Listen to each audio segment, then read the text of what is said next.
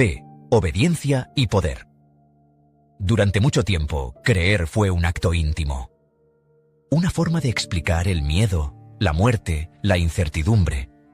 Pero en algún punto de la historia, la fe cruzó una línea invisible. Dejó de ser una pregunta y se convirtió en una orden. Cuando creer deja de ser una elección personal y pasa a ser una obligación social, ya no estamos hablando de espiritualidad. Estamos hablando de poder. Porque una creencia compartida puede unir. Pero una creencia impuesta puede controlar. Las religiones no se expandieron solo porque ofrecieran consuelo.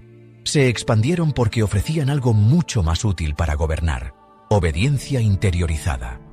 No hace falta un soldado vigilando si la vigilancia vive dentro de tu cabeza.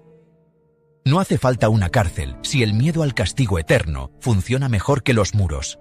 No hace falta un rey omnipresente si hay un Dios que todo lo ve. Aquí es donde la religión da un giro decisivo. De relato simbólico pasa a sistema. De experiencia espiritual pasa a estructura de poder.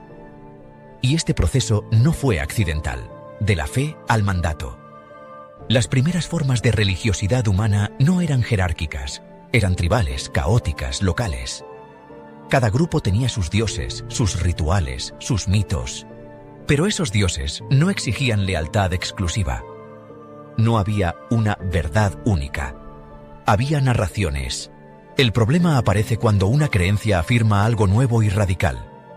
Solo hay un Dios verdadero, y nosotros sabemos cuál es.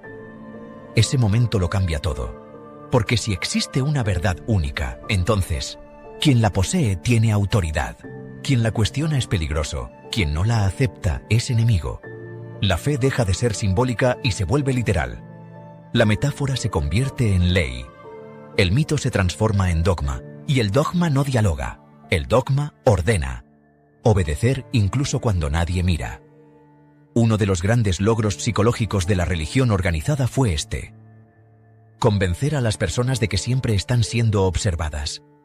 No por un gobierno, no por un juez, sino por una entidad infinita, invisible y omnisciente. Eso cambia completamente el comportamiento humano. Porque cuando alguien cree que sus pensamientos son observados, ya no necesita censura externa. Se autocensura, se autocastiga, se vigila a sí mismo. Este es el sueño de cualquier sistema de poder. Un individuo que se controla solo.